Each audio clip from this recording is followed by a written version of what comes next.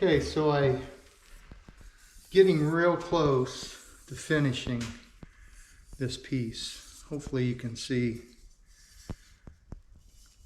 it. I've got the edges sanded, and I've just got a few little spots. Like here you can see a spot. Here's a little spot. A couple little dimples on the bottom. If you remember the way I started this, I started with a piece that was on the back. Turn that a little bit up against the hood, and that piece went down and then it broke here, and it was on a 45 that stuck out about a 1/2 inch, and that lipped up under the hood. And so now that I've got it done, I've welded right along that edge. I cut the excess off, welded along that edge, and hopefully you can see that little break right there. That hooks under the hood and holds that piece at the right height.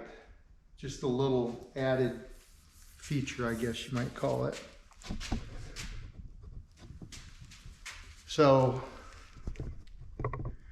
the process of getting it to this point, I've used the table grind or table sander, and went across and got most of the welds down flat. Sanded it on this edge so I got a nice straight edge. I also used this sander to get down just in that center point right there. I've used this a few times with a disc on it, just touching up areas, but you got to be very careful when you use smaller tools like this. You can gouge into your metal, and then it may be hard to get them out. So you got to practice with that. Just be patient and take your time. Don't try to get it all burn off right away. Go all the way across from one end to the other. Don't heat the panel up too much. Just slowly sand it down, and you'll get really nice results if you do that. So I've used those tools. Then I used the DA sander and went over it. That's 100 grit paper. I've went over it with that to level the edges off just a little bit better. And then the last step, I take a flat board and I run that over along the edge. And using a flat board, you'll keep a consistent plane. You won't get any dips like you could with a smaller one here. If you sand it, you can gouge it out. Like I said, this lays flat.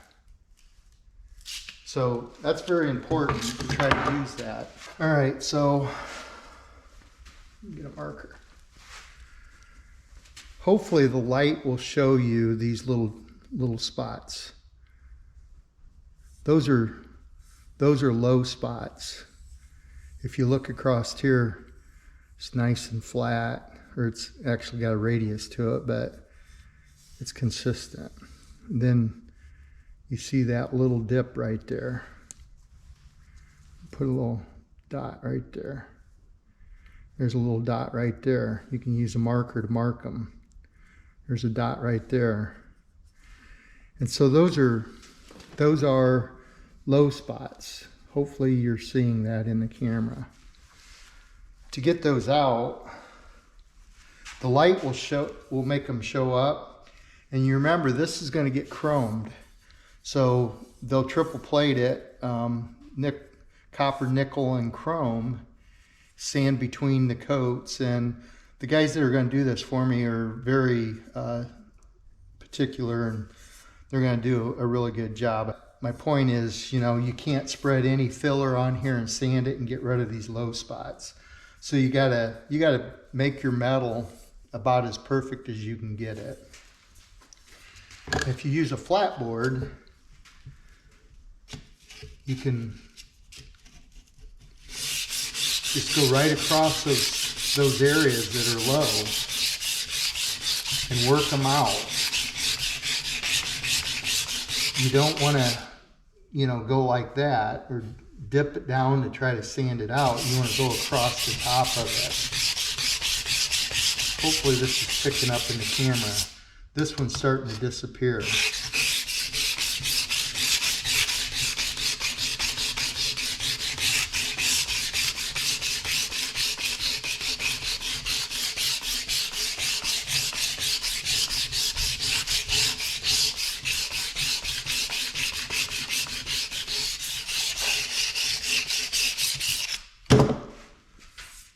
Getting really close. It's just barely in there yet. Hopefully you can see that.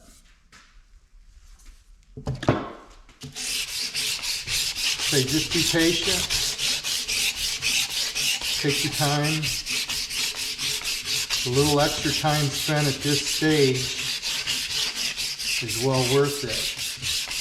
If I spend an hour sanding that, tweaking it, polishing it out, checking it for defects before I chrome it, that hour is invaluable.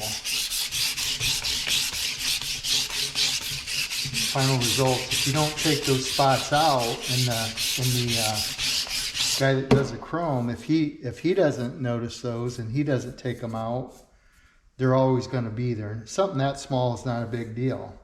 Something like this, however, I would not be happy with that if it was chromed over. So that spot I need to touch with the welder just a little bit because it's still too low. And I'll do that in a little bit, and then I'll sand that down. Same with that spot. I can just touch that with the welder.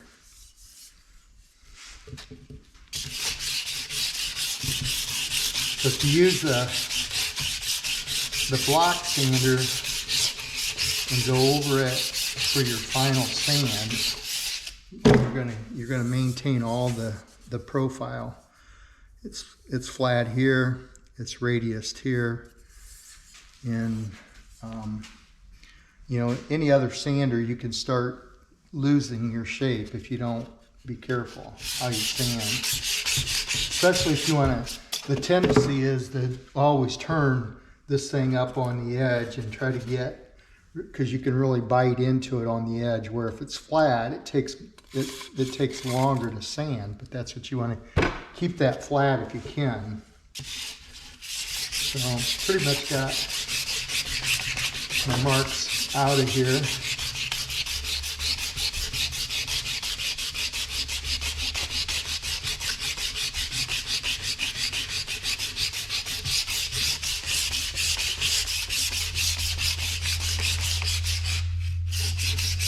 Okay.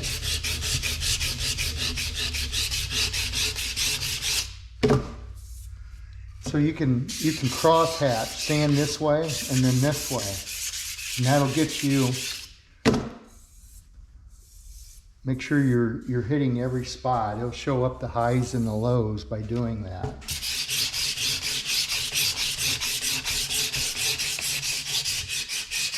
Get you probably.